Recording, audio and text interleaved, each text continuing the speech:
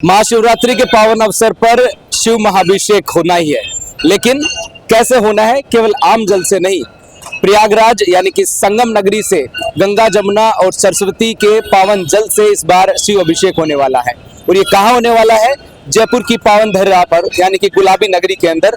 और ये इसके लिए कई लोगों की मेहनत इसके पीछे है। साथ के अंदर ये अलग मायने के अंदर इसलिए भी महत्वपूर्ण हो जाता है क्योंकि इस वक्त हम जो सोडाला के अंदर मौजूद है और ये यहाँ श्री सिद्धेश्वर हनुमान मंदिर है।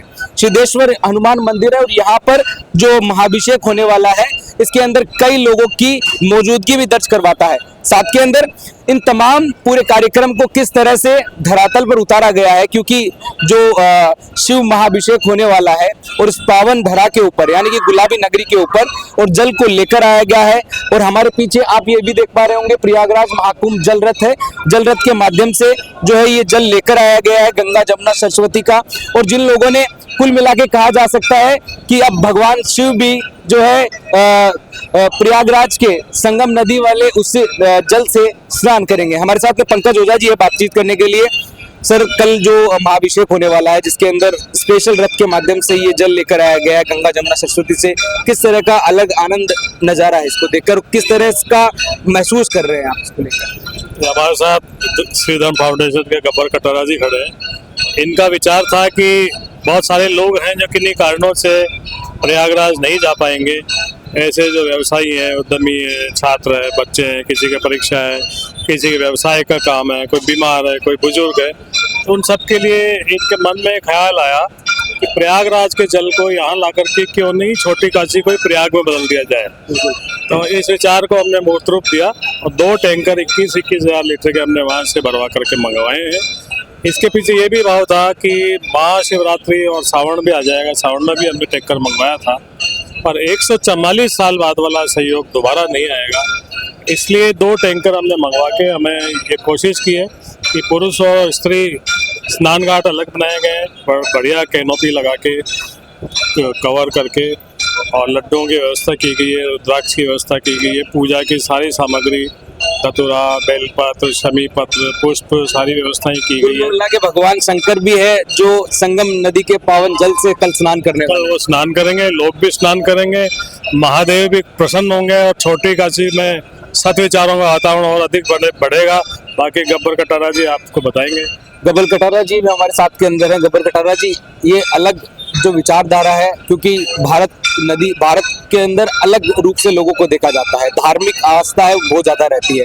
और गुलाबी नगरी की बात करें तो रोम रोम में ईश्वर बसते हैं और यहाँ का जो है भाव भी लोगों का अलग ही है।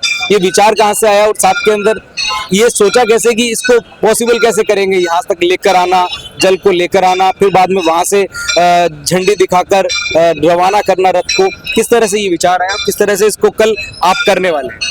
देखो, मेरे बड़े भाई पंकज ओझा जी और मैं एक दिन बैठे थे, उसके बाद हम प्रयागराज भी गए, वहाँ स्नान करके आए।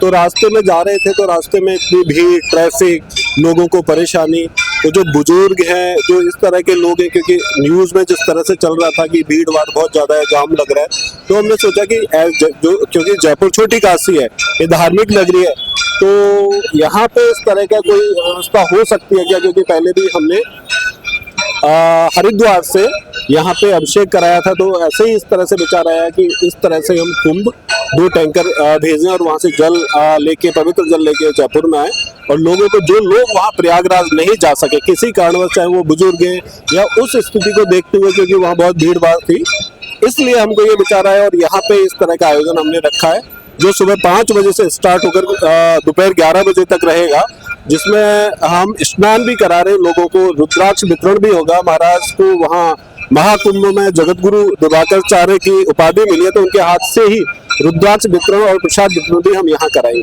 तो बिल्कुल रुद्राक्ष वितरण भी कराया जाएगा, स्नान भी कराया जाएगा और भगवान शंकर का महाभिषेक भी होगा। और भी लोग हैं हमारे साथ में बातचीत करने के लिए, उनसे भी बात करते हैं। सर, कैसा महसूस हो रहा है गुलाबी नगरी? बहुत अच्छा लग रहा है, हर हर महादेव का जाप हो रहा है, बहुत अच्छा लग रहा है। आपको कैसा लग रहा है सर? पूरा वातावरण भक्ति में ऐसा लग रहा है कि भक्ति में शक्ति है, भक्ति में शक्ति है, सनातन की जय हो रही है और सब लोग आनंद ले रहे हैं।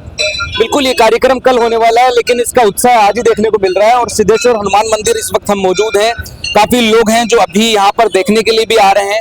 कई लोग हैं जो व्यवस्थाओं का ख्याल रखते हुए, क्योंकि रुद्राभिषेक भी होने वाला है, साथ के अंदर जो ये व्यवस्थाएं कर रहे हैं, तमाम जिस कार्यक्रम को करने के लिए जिन लोगों की अहम भूमिका है वो यहाँ पर मौजूद है। खासतौर पर पंकज ओझा जी यहाँ पर मौजूद है, क्योंकि आम उमन पर ऐसी व्यवस्थाओं के लिए लोगों को सोचना पड़ता है, लेकिन इसको धरातल पर उतारने के लिए बड़ी मेहनत लगती है, जिसके अंदर बड़ी मेहनत के बाद में ये धरातल पर कल यानी कि शिवरात्रि के पावन अवसर पर ये उतर पाएगा।